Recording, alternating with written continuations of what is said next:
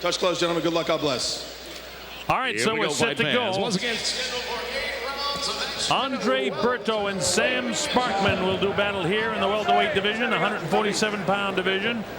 This Berto's a good prospect, you know. He fought 8 times last year. This is his 4th fight this year, all victories. He's an action fighter with a tremendous amateur background. Interesting, too, Dave. He trained with the American team, but ended up fighting for Haiti in the '04 Olympics in Athens. So he's an outstanding prospect, a good body puncher. He stopped Jonathan Tubbs, who was undefeated at the time, so he's got a little pedigree there. And on the 17th of last month, he stopped Gerardo Prieto in 3 rounds in a fight at Mohegan Sun. So we'll see how the stockily, if that's such a word, I suppose a stocky built guy is the proper way of saying that. You could throw it in there a different way. Yeah, he's got a compact body, let's put it that way, has Berto in the black trunks, and he can bang. Hey, he's a pretty quick guy, and then he moves well, and he fights with a lot of confidence and a swagger of a guy who's been in the Olympics and just expects to blow through guys at this stage of his career. Well, Sparkman, who doesn't have the best record in the world when you take a look at the 18 and 14, but when you take a look at the guys that he's fought, he hasn't been successful with the world-class fighters he's fought. But listen to some of the guys he's fought. Miguel Cotto, Corey Spinks, world champions, Andre Eason, Jimmy Lang, who won the Contender, Nicky Rodriguez, Mikel Kessler, world champ. So this guy in his 14 losses, about half of them have been against world class and some world champs. So Sammy Sparkman should be a pushover for Andre Berto, but we'll see. As I say that, he gets nailed with the right hand, and Berto looks like he wants to finish him up here. And there they go. He flipped him hard. He looks like a young Mike Tyson going after him, doesn't he? Bangs him with the right hand behind that left ear. Look at these shots. He reminds you of Tyson at the 19 to 20 years of age category, and this kid, Berto, is 22. Here, look at the intensity and ferocity with which he throws these punches when he thinks his opponent is hurt, and that's what brought up the images of Iron Mike. He brought it from the hip and also from the floor at the same time, and he was able to score with it. Yeah, he's not big, tall as some welterweights go, but 10 knockouts in 12 fights. He's got an idea of how to throw power punches. And when he had the guy, when he was landing some clean power shots, it didn't panic like, you know, that was the end of the world. He got himself reset again. But you know, just by, you know, his body movements and studying fighters, that he wants to land power shots right now because he can get through that kind of lazy jab of Sparkman. Sparkman's better throw that right hand behind the jab and better stay out of that kill zone without throwing. See, he enters the kill zone without throwing. He paused with that jab and slides over the left shoulder. It will be interesting to see how Berto's career develops against the tall fighters, because he will not be tall for his division, and he will have to improvise to get inside, as Iron Mike did throughout his career. Yeah, well, he's filled with confidence right now, but he's making one little mistake that could cost him when he moves up in class, and that's he has a tendency to hold his chin up in the air. I mean, he's short, so he's looking up in the air, but look at how that chin is exposed. He's going to get away with it because Sparkman doesn't have the kind of pounding ability that Berto has, but the bell ends round number 1. But this is an interesting fight just to see how good Berto is. Yeah, Sparkman doesn't get any easy assignments. We've seen these guys. Have to be doing one of these cell fights to these guys. Yeah, it's a little tough fight for you. Take a shot with a guy here. Yeah, this guy's undefeated. He's got 10 knockouts. And watch this, Dave, as you see Berto all over him here. Watch the turning, watch the hips. How he turns into the shot. Excellent right hand there. Keeps his leverage. And now he's got Sparkman in a real dangerous place. Left hook comes up, misses there, but he's able to come back the second time.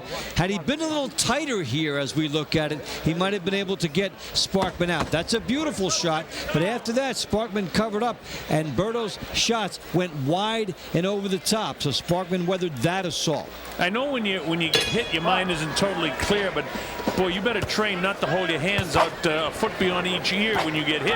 Get them in and protect your chin. chin, because when I saw that, I figured, oh, Berto's going to finish this thing right now. But luckily for Sparkman, he survived. Now he goes head hunting and misses with his shot over the shoulder of Berto. Sometimes when you're short, it's a good idea to fight even smaller.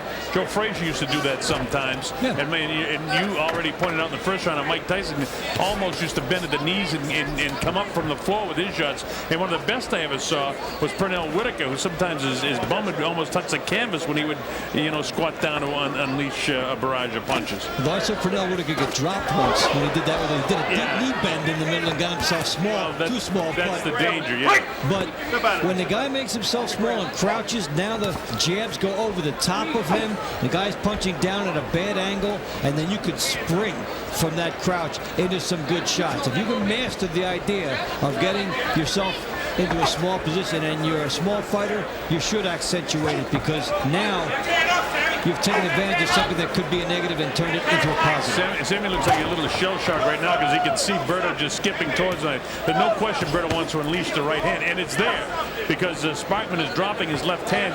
He comes in when he throws his own right hand, and then when he jabs like that and he doesn't, throw it technically proper, he's wide open for counter right hand, and it's there for Berto. Well, Berto's head hunting a little bit. It's there, but the body shots would definitely set up the head a little bit later on. And how about a double jab to the left side of the face of Sparkman to take some of that vision away before you throw the right hand? But he's just skipping forward like a young Mike Tyson to try and land that right hand. When Dave, when you have it in your mind that, hey, I'm in total control, I can beat this guy, you want to make it dramatic, and that's what it looks like he wants to do to me. When you see that a guy is not going to discourage you, now it's just something different. In the gym, you've had to be very structured. You can't unleash the way you want to. You get into the fight. But that's why some fights for guys are not good matchups if they develop bad habits during those fights. Right hand right on the chin. Counts up to 4 and 5 and 6. He tumbles over 7. I'll be surprised if he can continue. 8. And he comes forward. He takes the 8 count. Bill will let it continue, but there's a lot of time. 29 seconds. Another left hook. He's ready to go again. And he's all but being dropped and finally tumbles down to the canvas again. Bill Clancy doesn't start the count, but he's more or less out on his feet. That one did not count as a knockdown. No, it didn't. There's another right hand. He's ready to go. And finally, Bill says, that's it. It's all over. This fight's going no place. Well, it was a right hand that got him in trouble. Bill gave him the benefit and let him go. The second time he was out on his feet, and as soon as Bill Clancy, the referee, realized that he was out on his feet, he stopped the fight with one last shot. So we saw Andre Berto. His record goes to 13-0 with 11 KOs. He's going to be reckoned with in this 147-pound division. Looks like a real prospect to me. The way you win fights, very important, and that's a dramatic statement. The huge right hand, scoring the knockdown. Fight was just about over at that point, and then he continued on with the pressure. And then when you turn the referee into a bully, you're doing a good job as a fighter, because Bill Clancy then had to protect Solomon based on what Berto was able to do. Tremendous offensive skills, and he worked and he found some openings. And you talked about the chin being up, but here he is waiting, just showing the jab, showing it, pawing with it, steps to the side with the right hand, and the subtle movement set it all up. The little shuffle step to the right set up the big bang, and then the big left hook. Second time Solomon went down, it's not a knockdown, but here he's defenseless, and Berto is loading up the gun. In reality, so the referee says, don't do that now. In reality, Bill Clancy could have called that a knockdown, because he was hit and he was hanging on and fell. See, he's hanging on here now, and he calls that a slip, but don't forget he was already out on his feet from the shot that hit him, and that's why Clancy called it a no knockdown as opposed to calling it a knockdown. But the long and the short of it is, Dave, is Andre Berto against a guy who's been in with all kinds of talented opponents really sparkled. Takes it to a taller guy. He goes right through. Good right hand there. The good left hook, and he's just loading up. And the referee cannot let a guy on a different level and a defensive fighter take more of this. Big shots here. Berto finds some room, and he's got a clear path to the chin, and that's why this is over. Of course, the guys he's going to have to face in the 147-pound division, which has got a lot of talent in it, guys like Floyd Mayweather, Antonio Margarito from Mexico, Zab Judas in that division, Carlos Baldomir, Luis Collazo, another good one, Arturo Gatti, your pal, Kermit Citron, Jose Antonio Rivera from Worcester, Mass, Octavio Tell from Germany, Thomas Demgard. Those are all the guys that are really solid fighters. All right, let's make it official by going to our ring announcer, J.D. Lyons. We have the time at 2 minutes, 50 seconds of round number 2. Your referee, Bill Clancy, calls a halt to the bout, and your winner by TKO and still undefeated, Andre Berto. So a nice, impressive second-round knockout victory.